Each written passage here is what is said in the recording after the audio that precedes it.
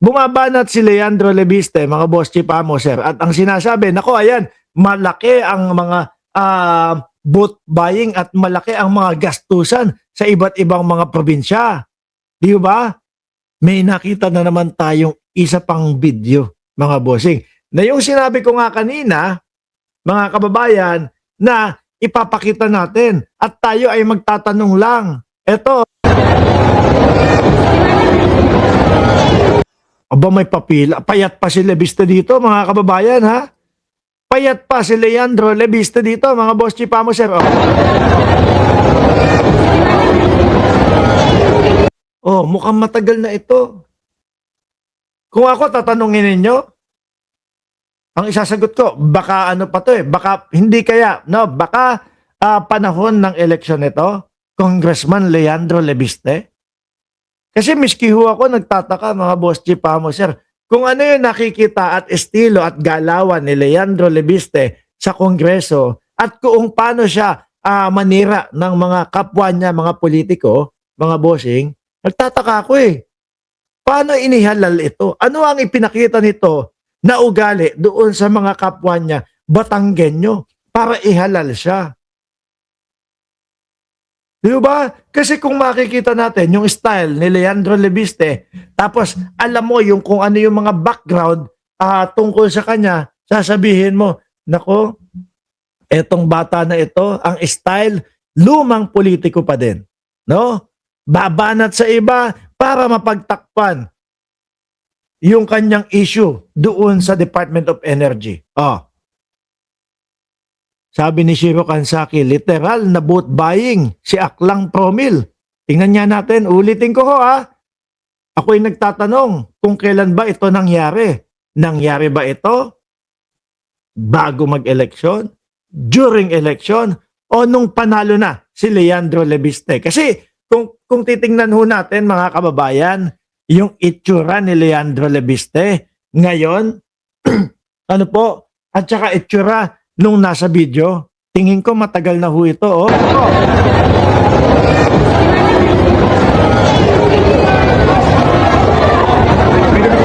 Hindi kaya dahil dito sa video na ito,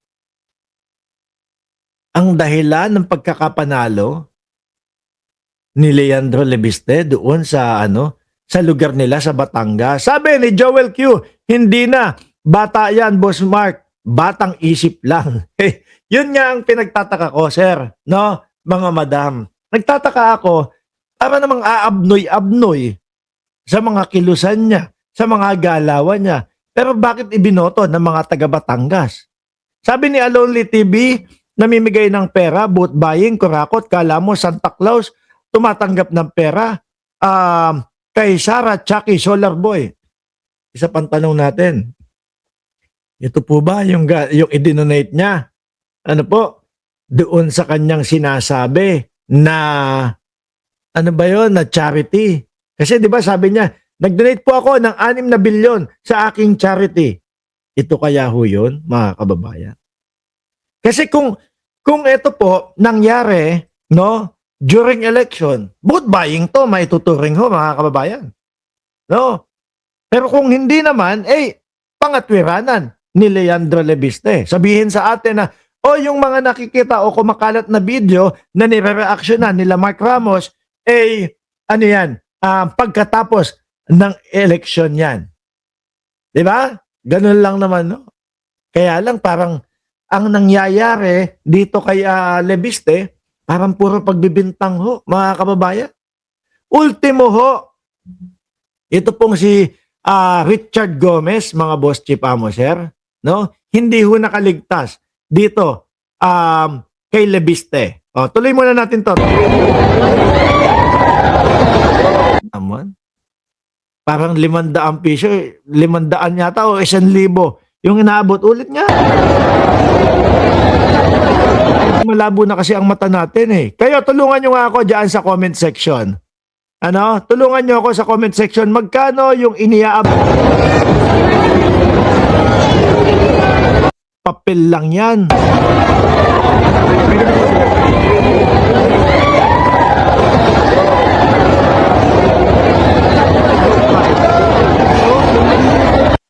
Ang dami pa.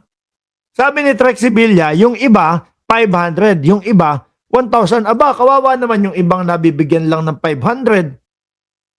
Tapos yung iba, 1,000. Parang unfair naman ho yun. Di ba? Ngayon, may video na kumakalat ng ganyan. Nakita po namin yan sa social media, mga kababayan. Eh, ang maririnig natin kay Leandro Lebiste, yung mga kapwa niya, congressman, yung mga, kumbaga, malalaki daw po ang ginastos. At ito nga po, mukhang natapat kay Richard Gomez, mga kababayan. Ano sabi ni Shiro Kansaki? 500 pesos. Leandro Lebiste, muntik sa pakin ni Richard Gomez. Basahin natin to, mga bossing. Ayan. Siguro akala nung batang ito na batang congressman, lahat ay matatakot sa kanya. Ano po? Muntik na umano, nasa pakin ni Leyte Representative Richard Gomez, si Batangas Representative Leandro Lebiste, kung hindi lang naawat ang kanilang mga kasamahang mambabata sa loob ng plenaryo ng Kamara de Representante noong Martes ng gabi. Ano kaya ang nangyari? At bakit gustong sapukin ni Richard Gutierrez? Actually mga kababayan, kapag binabasa ko yung inyong mga komento dyan sa comment section, iba sa inyo, napipiko na din po dito kay Lebiste. Iba sa inyo, galit na din po kay Lebiste, mga kababayan Ano po, maraming nagsasabi, naku, kundi lang ganito, ganyan. Binanatan ko na yan. Paano ho kasi, mga bossing? Estilo,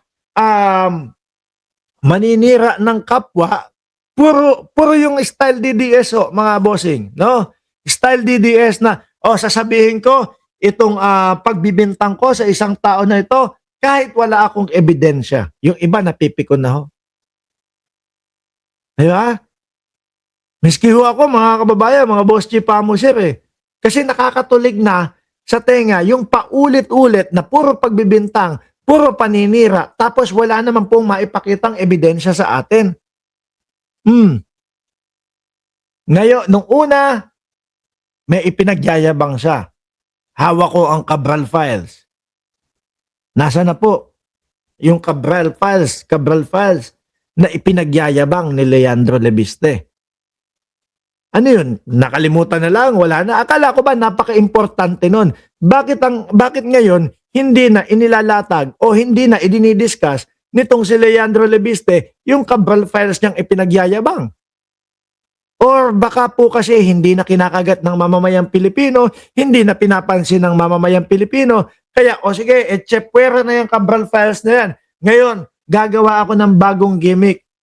Garjola, pinopondohan ang kandidatura ni Ralph Recto o ng mga Recto o ni Ate B at ni Lucky Manzano. Yun naman daw ho, mga kababayan.